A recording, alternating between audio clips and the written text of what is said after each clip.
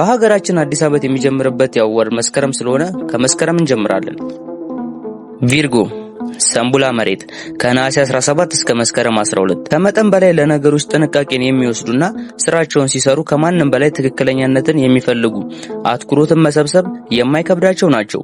ቪርጎዎች የተሰጣቸውን ግዴታ ያለ እንከን መስራት የሚችሉ በየትኛውም ሁኔታ ስራቸውን የሚያከናውኑና እምነት ቢጣልባቸው የማያሳፍሩ ናቸው። በተጨማሪም የማይለዋወጥ ባህሪ ያላቸውና ይዘውት ካደጉበት ሐሳብ የማያፈነግጡ ናቸው። ስለ ጥንካሬያቸው ይህን ያህል ካነሳን ድክመቶቻቸውን እንመልከት። ቪርጎዎች ያደጉበትን ሐሳብ ይዘው እንደመኖራቸው በኋላይነት ያጠቃቸዋል። ሐሳባቸውን መቀየር አይፈልጉም። በዚህም ግትር ባህሪ ያለባቸው። ቪርጎዎች በሐሳባቸው ንጹህ ናቸው። ይህም ስለማንኛውም ነገር በጥልቀት እንዲያስቡ ያደርጋቸዋል። ታዲያ በዚህ ምክንያት የነሱ ሙድ ወደ ድብርት ይገባል። ሊብራ ሚዛነ ንፋስ ከመስከረም 13 እስከ ጥቅምት 12 በዚህ ወቅት የተወለዱ ሰዎች ከሌሎች ኮከቦች የበለጠ አመዛዛኝ የሆኑ ናቸው። ቅንና ማህበራዊ ክህሎትን የተላበሱ ሲሆን ሰዎችን ለማስደሰት የሚፈልጉ ናቸው። በዚህ ወቅት የተወለዱ ሰዎች አመዛዛኝ ብቻ ሳይሆኑ ችግርን መፍታት የሚችሉ፣ ማንንም ሳይጎዱ የመፍትሄ ሐሳብን ማቅረብ የሚችሉና ነገሮችን በተለያየ መንገድ በማየት መመዘን የሚችሉ ናቸው። የሊብራዎች ድክመት የሊብራዎች ድክመት የሆነው እጅግ ሚዛናዊ ለመሆን ስለሚሞክሩ ለመወሰን ይቸገራሉ። ይህም ማንንም ሰው ላለመጉዳት ከሚያደርጉት ጥረት የመነጨ ነው። በራስ ጉዳይ ላይ ችኩሎች ናቸው። በዚህም ስራን ተያይዞ ስለሚከሰትባቸው መጥፎ ጉዳዮች ላይ አይጨነቁም። ስኮርፒዮ አቅራብ ውሃ ከጥቅምት 13 እስከ ህዳር 12 ስኮርፒዮዎች ተጽዕኖ አሳዳሪዎች ናቸው። ሰዎችን በቁጥጥራቸው ስር ማድረግ ይችላሉ። በሌላ በኩል እጅግ የሚያስደንቅ የዓላማ ጽናት ያላቸውና መመሪያዎችን ከሌላ ሰው የማይጠብቁ እምነት ጠባቂ፣ ከሌሎች ኮከቦች አብዝተው የሚለዩበት ደግሞ ሚስጥር ጠባቂነታቸው የተካኑ ናቸው። ስኮርፒዮዎች ሰዎችን በቀላሉ መሳብ የሚችሉ ግሩም ባህሪን የተላበሱ ናቸው። ስኮርፒዮ ደካማ ባህሪ በዚህ ወቅት የተወለዱ ሰዎች ተበቃዮች መሆናቸው ከሌሎች ይለያቸዋል። በያዙት ሐሳብና ዓላማ ስለማይደራደሩ ለሌሎች ሰዎች እንቢተኞች ናቸው። በጥንካሬያቸው የሚነሳው ሰው መውደድ ከተነኩ ግን ድክመት ይሆንና ተንኮልና እርምጃ የሚወስዱ ጨካኞች ይሆናሉ። ሳጂታሪየስ ቀውሰ እሳት ከህዳር 13 እስከ ታህሳስ 12 በዚህ ወቅት የተወለዱ ሰዎች ሁል ጊዜ በኃይል የተሞሉ ደስታ የሰፈነባቸው ናቸው። በዚህም የደስታ ባህሪ ያላቸው በመሆኑ ተግባቢነት መለያቸው ነው። እነዚህ ሰዎች ምን ጊዜም ቢሆን ለሰዎች ረዳት ናቸው። ሳጂታሪየሶች ቀስተኛ እንደመሆናቸው ዓላማቸውን መምታትና ግባቸውን መድረስ ሌላው ጥንካሬያቸው ነው። ቀና አሳቢና ለብዙ ነገሮች የሚጓጓም ኮከብ ነው። የሳጂታሪየስ ድክመት በዚህ ወቅት የተወለዱ ሰዎች ንዴታቸውን መቆጣጠር የማይችሉና እረፍት የለሽ ናቸው። ይህም ሲደራረብ ግድየለሽና ኃላፊነት ላይሰማቸው ይችላል። ከዚህ በተጨማሪም አንዳንድ ነገሮች ላይ ከፍተኛ ደረጃ በሚባል ሁኔታ ስሜት አልባ ሊሆኑ ይችላሉ። ካፕሪኮርን ጀዲ መሬት ከታህሳስ 13 እስከ ጥር 11 በዚህ ወቅት የተወለዱ ሰዎች በጣም ንግግር አዋቂዎችና ቀልድን እንዴትና መቼ መቀለድ እንዳለባቸው የሚያውቁ ናቸው። ከዚህም በተጨማሪ የተግባር ሰዎችና ማንኛውንም ስራ ትርፍና ኪሳራውን መዝነው ትክክለኛ ውሳኔ መወሰን የሚችሉ እንዲሁም ደግሞ ሚስጥር ጠባቂውና ታማኞች ናቸው። በካፕሪኮርን የተወለዱ ሰዎች ድክመት የሚነሳው አምባገነናዊነት ዋነኛው ነው። በራሳቸው መንገድ ነገሮች ካልሄዱላቸው አምባገነንነትና በሁሉም ነገሮች ላይ ተጠራጣሪዎች፣ የያዙትን ሐሳብ የማይለቁ ባህላዊ መንገዶችን ደግሞ ቶሎ አለመልቀቃቸው በብዛት ግትር ባህሪን የሚያላብሳቸው ናቸው። አኳሪየስ ደላይ ነፋስ ከጥር 12 እስከ የካቲት 12 በዚህ ወቅት የተወለዱ ሰዎች ሁሉ ጊዜ አዲስ አስተሳሰብን ይዘው የሚመጡ የፈጠራ ሰዎች ናቸው። ያላቸውን ጉብዝና እንዴት መስራት እንዳለባቸውና ምን ቢሰሩ እንደሚሳካላቸው የሚያውቁ፣ በስራቸውም ሆነ በግል ግንኙነታቸው ላይ እውነተኞች የሆኑ፣ በዚህም ከሌላው ልቀው የሚታዩ ናቸው።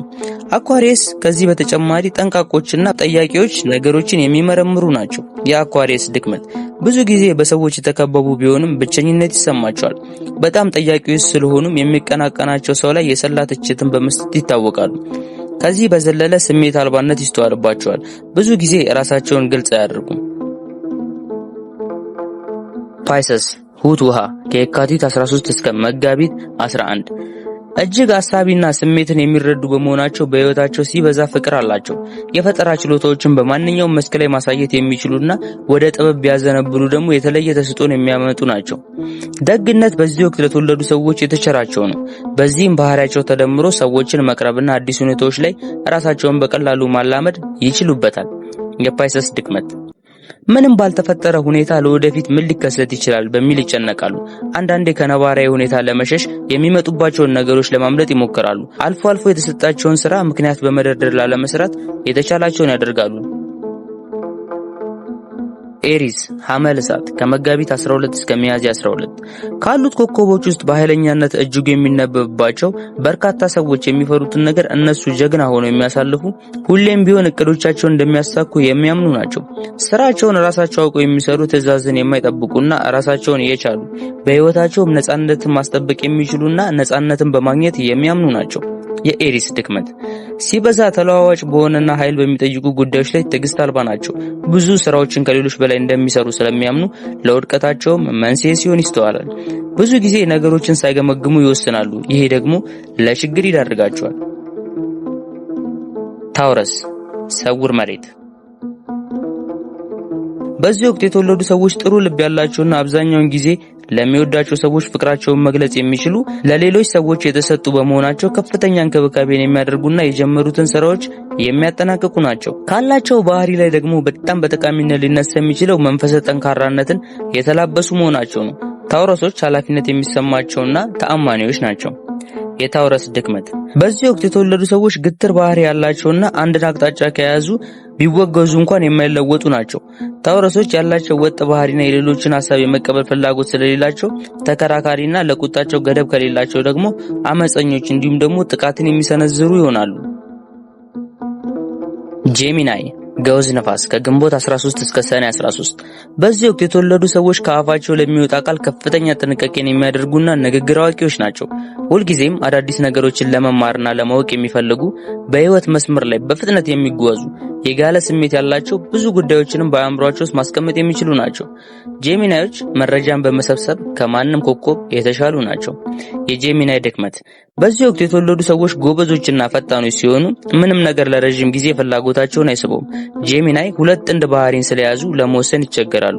አብዛኛውን ጊዜ ለነገሮችም ቅድመ ግምት ስለሚይዙ በጥልቅ ለማሰብና ለመወሰን ይቸገራሉ። ካንሰር ሸርጣን ውሃ ከሰኔ 14 እስከ ሐምሌ 15 በዚህ ወቅት የተወለዱ ሰዎች አዲስ ነገሮችን በቀላሉ መላመድ የሚችሉና ለነገሮች ፈጣን ምላሽ የሚሰጡ እምነት ቢጣልባቸው ማንንም ሰው ሊረዱ ዝግጁ የሆኑ ሰዎች ናቸው። ሰውን በመደገፍ የሚያምኑ አንድ ጊዜ ደግሞ ቁርጠኛ ከሆኑ ወይም ደግሞ አንዳንድ ጉዳዮች ጋር ከተገናኙ ለነገሮች ታማኝ የሚሆኑ ናቸው። በተጨማሪም ካንሰር ተንከባካቢና ስለ ሰዎች ጥቃቅን ጉዳዮችም የሚጨነቁና መፍትሄ የሚፈልጉ ናቸው። የካንሰር ድክመት በተፈጥሯቸው ስሜታዊ ሲሆኑ መገለል፣ መውደቅ፣ መጎዳት በጣም ይከብዳቸዋል። ሌላው በዚህ ወቅት የተወለዱ ሰዎች ስሜታቸው መቼ እንደሚለዋወጥና በምን ምክንያት እንደሚለዋወጥ ማወቅ ያስቸግራል። ሊዮ አሰድ እሳት ከሐምሌ 16 እስከ ነሐሴ 16 በዚህ ወቅት የተወለዱ ሰዎች የማንኛውም ነገር ማዕከል ሲሆኑ ሌሎች ሰዎችን መቆጣጠር የሚፈልጉና ተጽዕኖ ፈጣሪዎች ናቸው። ካሉት ሌሎች ኮከቦች ሲነጻጸር ጀግናና ጀግንነታቸውንም አስጠብቀው መሄድ የሚችሉ ናቸው። የራሳቸው የህይወት ባለቤቶች መሆናቸውን ቢያውቁም ለቤተሰቦቻቸውና ለጓደኞቻቸው የሚጨነቁ ናቸው። ሌላው የሊዮ ልዩ ባህሪ ብዙ ነገሮችን መፍጠር መቻላቸው ነው። የሊዮ ድክመት የመሪነት ድርሻ የነርሱ ቢሆንም በዚህ ባህሪያቸው ሌሎችን አብዝተው መቆጣጠር ይፈልጋሉ። የመሪነት ባህሪያቸውም ስለሆነ በሌሎች ሰዎች ሲመሩ እብሪተኛ ይሆናሉ። ሊዮዎች ለራሳቸው ያላቸው ግምት ከፍተኛ ስለሆነ አንዳንዴ ራሳቸው ላይ ብቻ ያተኩራሉ። ውድ የቻናሌ ተከታታዮች የእናንተ ባህሪ ከነገርኳችሁ ኮከብ ጋር ምን ያህል ተዛምዷል? ኮከባችሁንና የተለየ ባህሪ ካላችሁ ኮሜንት ቦክስ ላይ ያሳውቁን። በእርሶ ወቅት ጋር ከተወለደ ሰው ጋር ይተዋወቁ። አብራችሁን ስለነበራችሁ አመሰግናለሁ። በሌላ ቪዲዮ እስክንገናኝ ድረስ ላይክ